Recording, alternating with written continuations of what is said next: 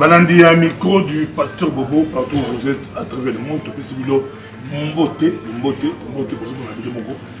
On a père des nations, on a équipe Mobimba, Bananaye, avec les Belouzé et Singo, on a pour ça à présenter Bananaye. Les Kambamosa, c'est quoi juste père des nations, pasteur Philippe, père des nations, à lobby à présenter Bananaye. Tout le micro du pasteur Bobo. Ils ont bon Zambie, Mbote pour des nations. Mbote Miko Bobo, la CPL go Moutana. C'est plutôt CPL comme on a aussi sur et au milieu, moi, Miko Lobélé, tout ça, tout le équipe, tout le staff, tout le entouré na bande na yo, au CPL, au présenter bande na yo. Pourquoi nous présenter bande? Nous avons de le coup parce que c'est un moussalo et un robot. Boni ana tanga bo tata na le la mingi aki na douleur et moi tango boti eza bien parce que tout le monde évangile lelo moi na tomboki aki fungu l'église moi na tombo e fungu l'église moi na bo quitter ndako te moi na héritage kazo héritage soit quitter ndako na notre héritage c'est ça et les gars côté moi yo boti balombe na bane belé yo mon papa oyebi no baba non. Non, là, parce que nous avons la mission Christ pour former des disciples. Donc, par la grâce de Dieu, par la disciple, à l'église, même titre, même au titre de pasteur, parce qu'un disciple, c'est quelqu'un qui a formé, à ôter, à ensemble, à bébé. Mais par la grâce de Dieu, on va devenir un serviteur. Ils ont décidé pour la bonne Dieu pour nous. Et puis, nous avons donné devant. Donc il m'a homme de Dieu na Ikoloboya.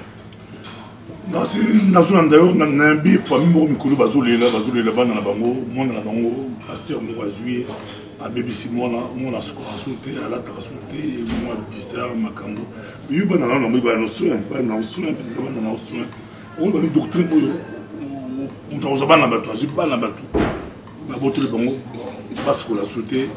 Basimba savonte, basimba l'autre basimba l'autre basimba savonte. Moi, en soit qu'une classe, une école, à la table de l'ambé, moi, on a beau pour pasteur taxi.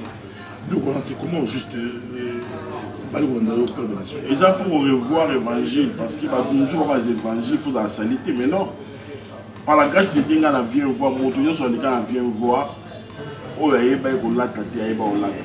Si on dit que il y a un peu de la tête, viens vos écoles et là ça va pas passer n'ingénie ya bosala musana ndaku et là ça va papa n'ingénie ya bolata veste ya ça va mbebele nazana ba archive belé autant ba tout suivre avec na vieux voir au monde non adaki mutu ngo kaka fashion mais lelo au monde que mutu dans sens alors là t'as n'est plus fashion sur la ligne mais au monde que mutu dans sens propriété et puis ma mutu donc na j'entends moral vraiment pour la peuple en Zambie. Pasteur Philippe, père des nations, l'église n'a eu au Laxiba, dans la Union, Baïbim Salam, nous sommes Baïbolamba, Baïbo Chapelture, les Abbassi Bibali, Baïbo Simba Caméra, Baïbo Théa, Baïbo Salam, modération, Baïbi, vous savez, Bélé n'a qu'à l'église. Mais l'église, je me suis dit, on a déployé Makati à Koliti, à Baliti, à Boti, à Koko, à ta verser mon go, à Botéate. À côté de l'église, à côté de l'église, à Bali de l'église, à Boti de l'église. Moi, je n'en ai pas Boti de l'église. Mais ce que c'est un verset, moi, à éviter millions d'églises, vous préférez au former, aussi la formation. Pour le banni, il dit on a un appui pour former, mon côté de l'église a bénéficié de la formation. Mais Bible, le Bible, dans ça, la gare est plus séminaire. Nous avons aussi la gare où nous avons plus séminaire, il y a formé. Bible qui n'est partout dans le monde, qui est nation, disciple. Pas dans le monde, on va devenir disciple. D'abord, dans le département sur la d'église, il faut aller kawan. Nous avons état qui frère, nous avons la toilette, la peinture, la salle sonorisation, la film en église, tout, na même la pasteur dans la sac, donc na yebi vie église. Na yebi vie église, église il y a des places il faut battre la au kangamate. Mais bazar basalaka, bazar la bala misana bango donc il y a rien à dire. Nous parents basirikati bana bango batiki classe bana bango ba baby ba parents ba tombo dans tri hindi bébé hindi nazana batuti wa parents ba déclarer que bana bon batiki classe au contraire bana bango musu ba yaki na ba bongo ya baby ça ba école spéciale ba classe mo bo kima tout mais Angela vient voir na tsara musu mbongo pour na ba formation.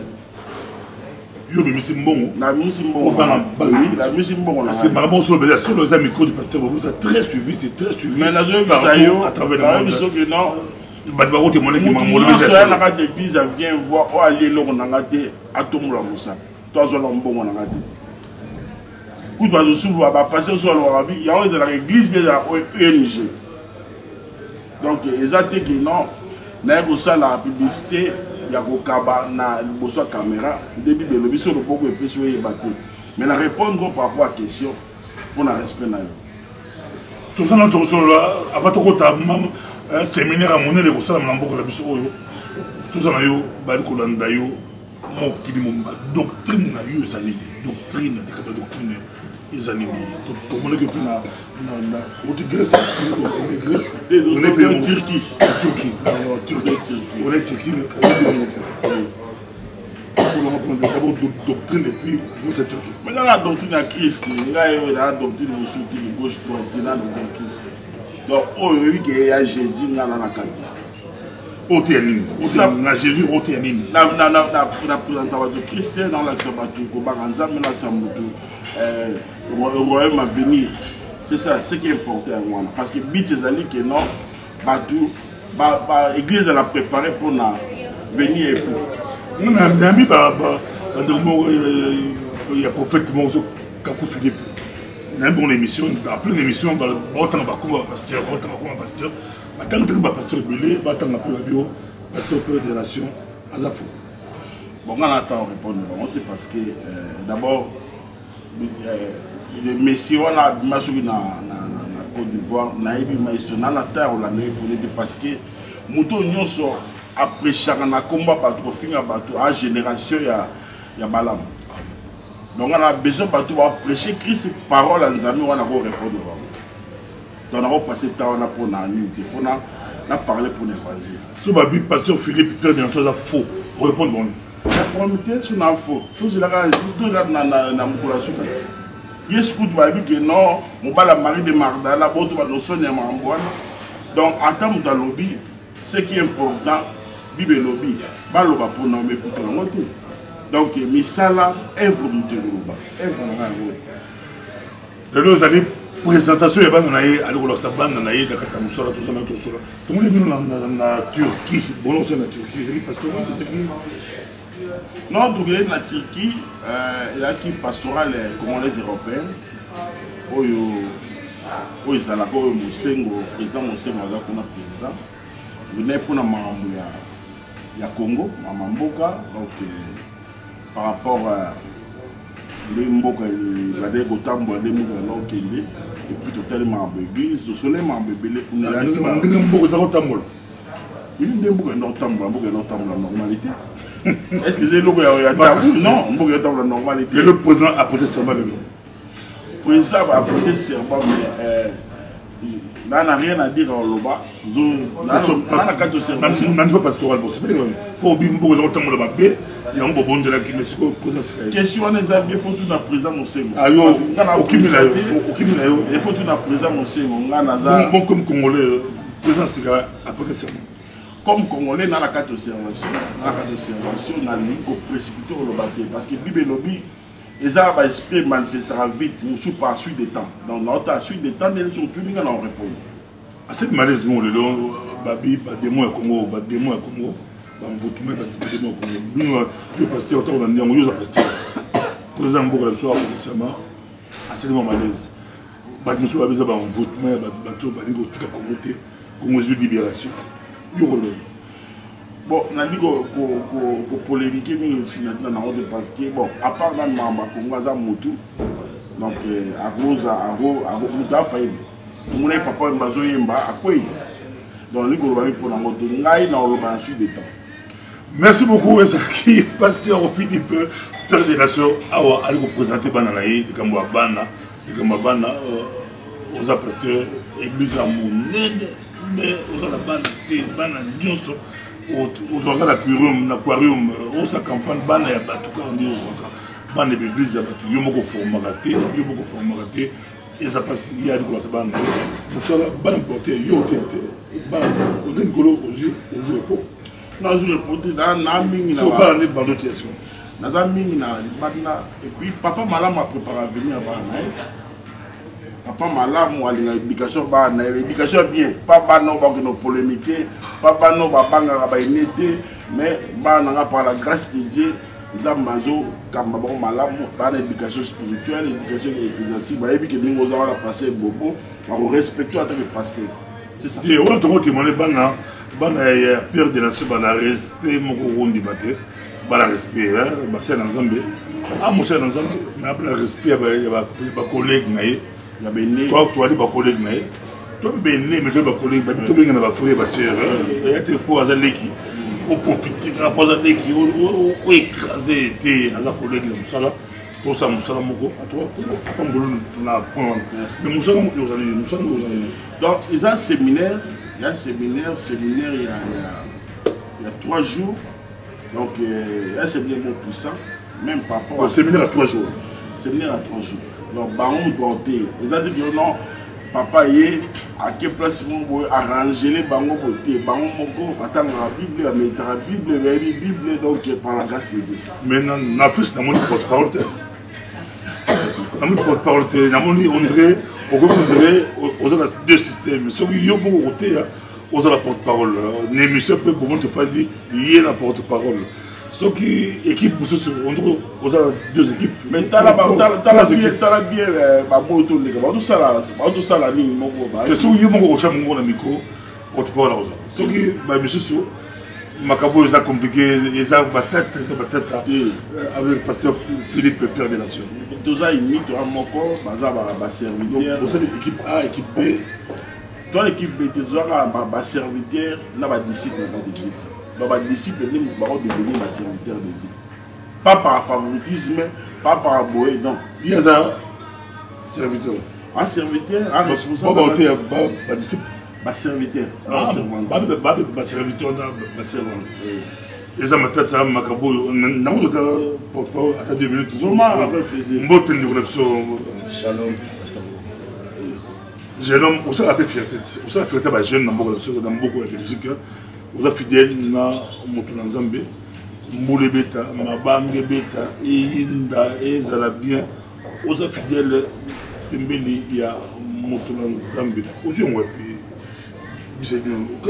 kala mate ya to otala ndako Cousin fidèle, vous makasi vous qui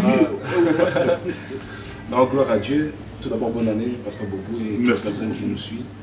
En tout cas, en ce qui concerne la fidélité, tout d'abord, en tant que frère, en tant que chrétien, en tant que disciple, une personne qui est auprès d'un maître, auprès d'un leader, il doit être d'abord bien enseigné.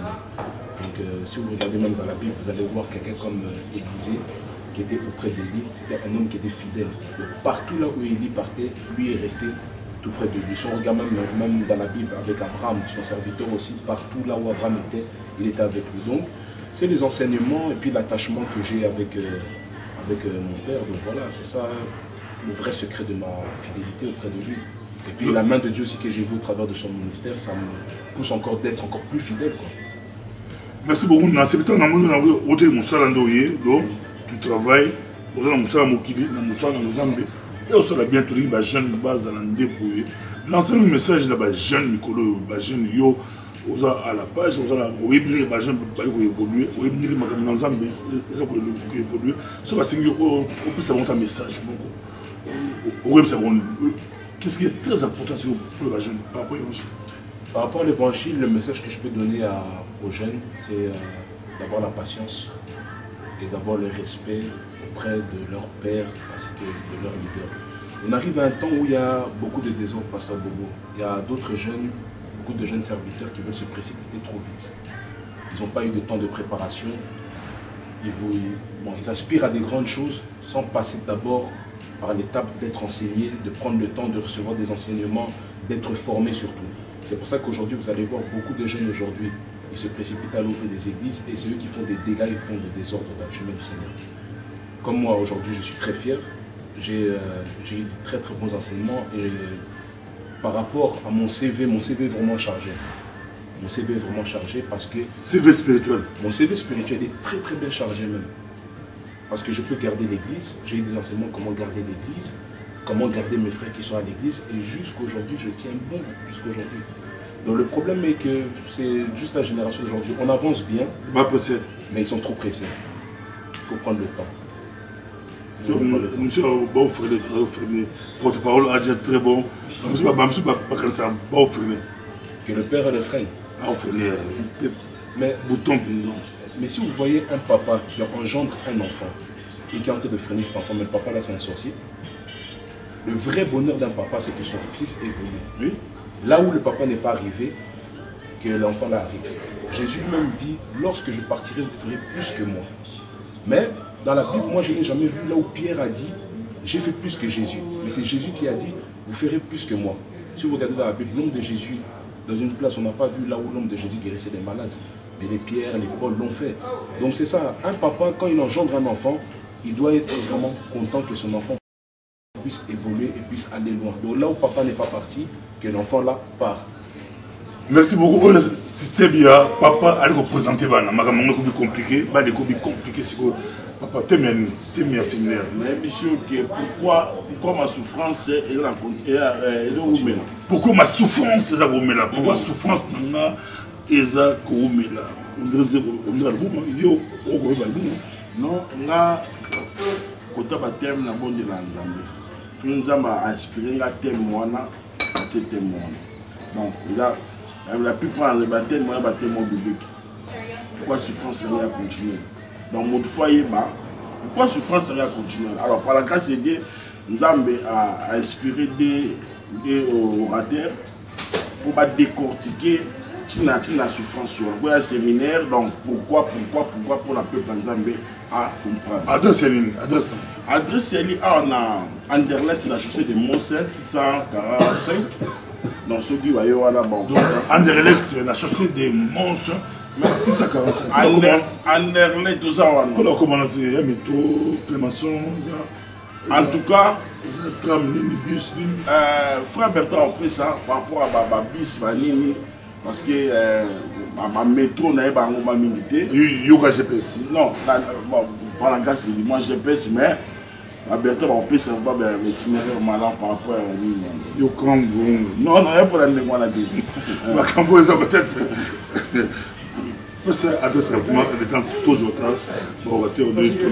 Alors le séminaire va se situer à Chaussée de Mons, numéro 645. C'est tout près du métro Saint-Guidon. Puis aussi le bus aussi de Lille. À partir de Gare du Midi, vous pouvez prendre le bus 170, 171. Et l'arrêt vraiment le plus proche s'appelle Démocratie. Démocratie. À la démocratie. Quand le bus ça c'est le bus de Lille. Au côté de 170, c'est le chauffeur arrêt démocratie. On arrive à l'arrêt démocratie. Donc on commence à partir du 8 jusqu'au 10 février 2019. 8, 9, 10 février. 3 jours de séminaire. Ma tête, pourquoi ma souffrance merci beaucoup, merci beaucoup. Les gens qui m'écoutent du pasteur Boumé, tous les gens Bango, tous les Bango Moko, Toyoka Bango, et cause à la manam, Toyoka Bateau Baroté, Toyoka Bango. Et ça, ma tête, tout le Bango, tout ça, moi, t'as un noté. On sait pas. Bali pour la maison, on va présenter aux bishop, mais on a dit aux bishop, père de la nation, aux bishop, aux pasteurs, aux anciens, aux diacres, aux servantes de Dieu. Merci beaucoup. Papa. Pasteur, ancien, diacre, serviteur de Dieu. Nala, serviteur de Dieu, la servante de Dieu. Pourquoi ma souffrance est-elle continuelle? Amen, merci.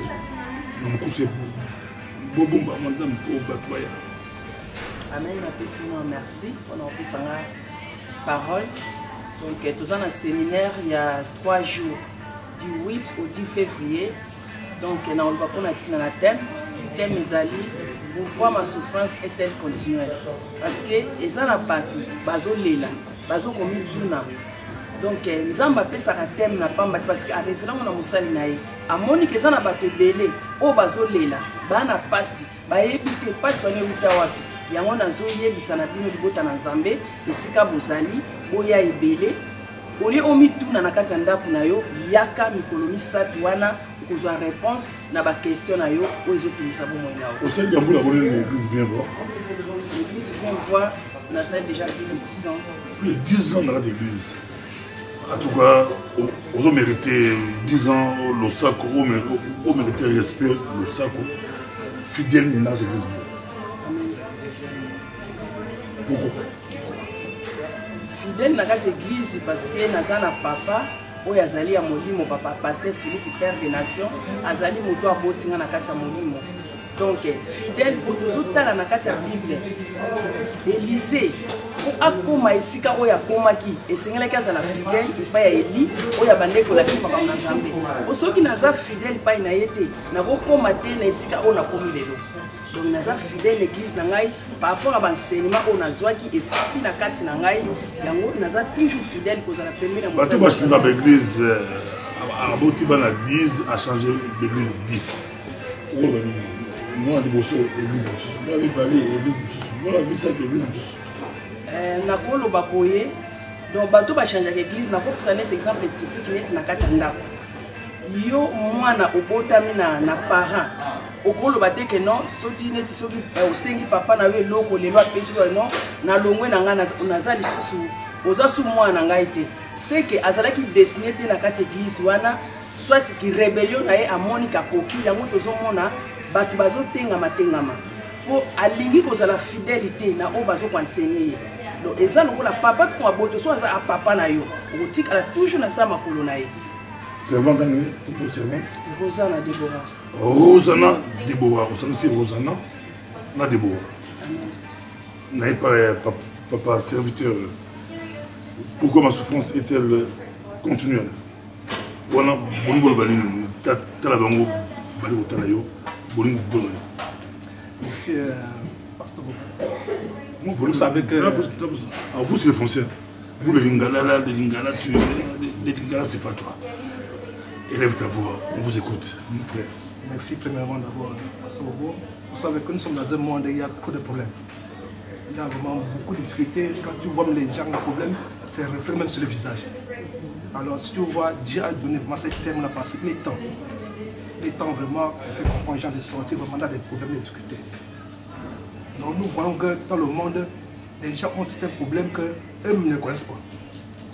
Et quand tu les vois, tu comprends que chacun a un problème. Alors si on a besoin de ce thème, c'est pour comprendre les gens qu'on est prêt, le Seigneur est prêt à mettre le thème à le problème. Il est prêt à mettre le thème à les difficultés. C'est pour ça que ce jour-ci, le Seigneur nous a donné vraiment ce thème-là pour que tout s'arrête. Beaucoup de papas viendront au séminaire et des parents, papa, maman. Quel message allez-vous leur donner? On vous suit, serviteur. Merci. Papa et maman, s'ils viennent pour la gloire de Dieu, parce que tu vois, Pasteur Obo, dans ce monde, dans un hôpital, ils ont toujours besoin de malades pour guérir. Donc, il y a toujours un docteur pour guérir. Alors, quand on parle du docteur, on parle de la personne de Christ. Alors, je donne conseil les papas, si on a des problèmes, des difficultés, c'est quelque chose de moments difficile, dans ce moment que le Christ vraiment va les visiter, va pouvoir avoir les besoins. Merci beaucoup, Rosanna Déborah, servante de l'Éternel. On termine ici. Lancez message. On vous suit partout à travers le monde. Lancez message par rapport au séminaire.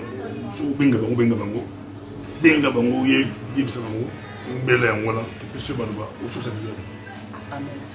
Na pesi bino mbote donc boya ebele tozana milulu oyo eza na kati ya Bruxelles partout esika bozali na Hollande na France na Allemagne boya ebele nzamba aza na posta na bino yo ozo komitungisa yo moto ozolela eza wana problème na kati ya famille oza na problème na kati ya bana problème ezaka te ke no tamso balaka te obotaka te donc ozokolela na kati ya ndako na yo pourquoi pasi na nga oyo ezowumela pourquoi pasi na nga oyo ezosila te yaka mokolo wana nzamba préparé nzamba bongisi guérison mpona bomoi na yo nzamba préparé délivrance mpona bomoi na yango nazobenga bino boya ebele. Adresse ezali chaussée de Mons numéro 4 645 Anderlet 1070. Boya ebele papa mama bana ezalo yambaki ba invité na kati ndako na yo yaka na bango loboko na Nzambe ekosimba bino na kombo na Yesu. Merci beaucoup. Ezali kaka Père des Nations présente ses enfants. Bolandi Boyoki, rendez-vous du 8 au 10 février. Nous allons faire Simboa. Merci. Bayo.